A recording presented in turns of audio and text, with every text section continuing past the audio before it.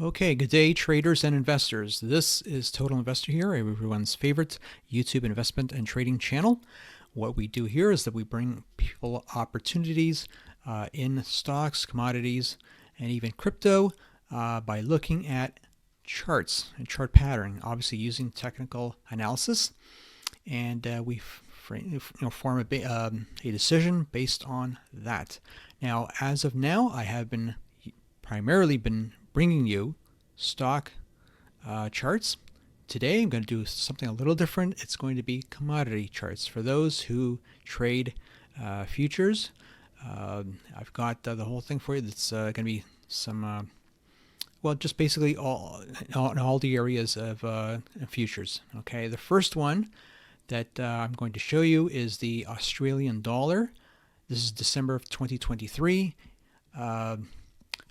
What I have here is a floor price that it was 65.50. That is a significant price target. It was a support level. It broke through, and it is now going to be resistance. I'm going to show you why. Since mid-August, it has formed a bottom. The price of the dollar here, it went lower. If we look at the RSI, it's actually made a higher low the second time around. So what we have here is a bullish divergence. Okay, so it's just a warning sign that this particular commodity, in this case the Australian dollar, is going to, or it looks like there's a strong chance that it could form a bottom, or at the very least a change in trend. Okay, that appears to be happening. Okay, it didn't go lower. We're moving sideways for now, possibly a bounce. The RSI is moving up higher. We're not quite above at the 50 level just yet, but it could change any day. It is above the 10-day moving average, still far away from a downtrending 50-day moving average. And we see the stochastics have turned at the start of the month, and that is moving higher. Okay, so the initial target here is going to be 65.50. That will hit some significant resistance, and the RSI should be above 50 by then, definitely above the 10-day moving average. So everything looks to be going at least bullish short term. We're going to have to wait and see how it handles that level, and then we'll go from there. So this is something that you want to watch if you're into forex trading or commodities with the futures. Next, we've got cocoa. This is a 6-month chart going back to March, and it's basically all the way up. It's very strong bullish trend above both the 10-day and 50-day. The 50-day moving average is one straight line going up. What do we have now? It had a little bit of pullback the previous day, was significant, big move, and we've got three major support levels: 3,600, 3,500, and 3,400, just based on previous resistance and support levels. Okay, going across here and here. All right, plus this 3,500 is an extra level of significant support now. One, because of this trend line where it's hit several times. Okay, plus the 50-day moving average. Okay, so what does that mean? Well, we could be experiencing a pullback. How far back it goes? Probably 3,500, maybe even 3,400, but I think that 3,500 should just about do it. What we should do, or what I would do, is wait for that pullback and a bounce. The RSI will bounce back up. It will turn back up. Hopefully we'll get it around the 50 or 50 level. And same with the RSI, where it pulls back, and that will give us another opportunity to get back in on the buy side.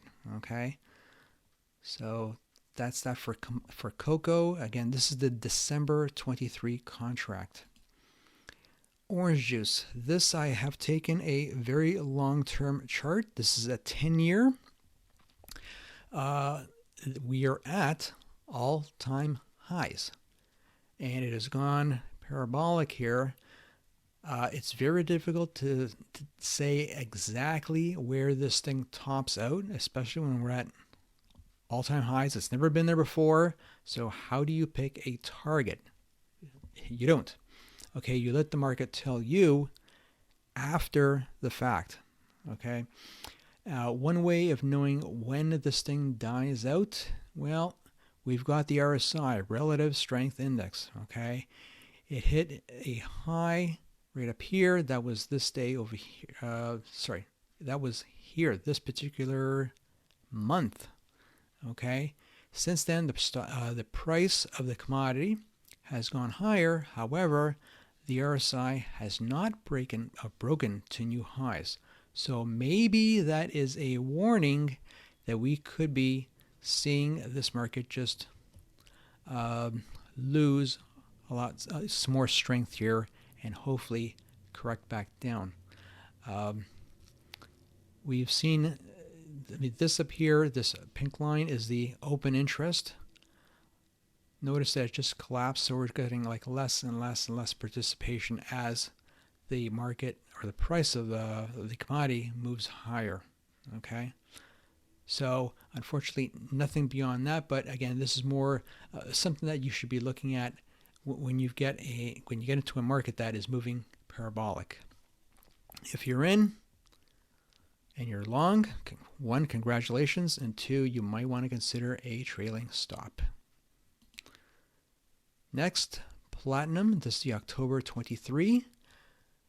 I've got a trend line coming down from the bottom that it made in late May, going through a high here in mid-July and another high at the beginning of September. Okay, so that's our level of resistance. Bottomed out. The stochastics gave us a short-term buy signal down here just a couple of days ago. It has proven profitable so far, but we've got some resistance up here at the trend line at around 990.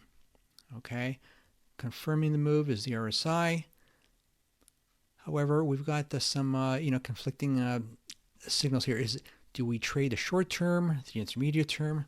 Well, short term, we're bullish, but for this thing to be bullish intermediate term, it's really got to break above this level, hopefully above 1,000, and that will be confirmed by the other indicators like the stochastics and the RSI.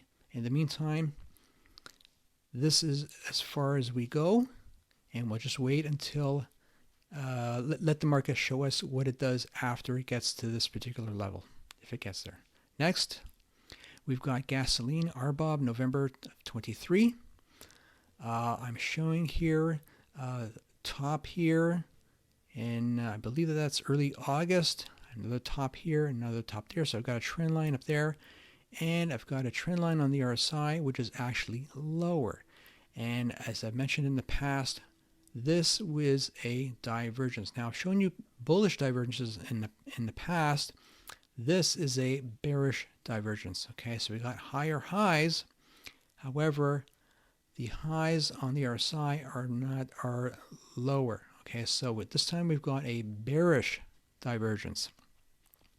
So the market is losing strength. Doesn't mean that it can't go higher. It can, but it is a warning sign. Okay, that's it. It's not a sell. It's a warning sign. It just means just keep watching the other indicators and be on your toes if you are long. Okay, it's still above 50 here, but moving lower. It crossed below the 10-day moving average, still above the 50-day moving average, and we've got two levels of support here, right where it broke the previous high. That would be one. And then some very strong support here at 248, which is the 50-day, and the 240 level, which was strong support from before, and which was also a previous high.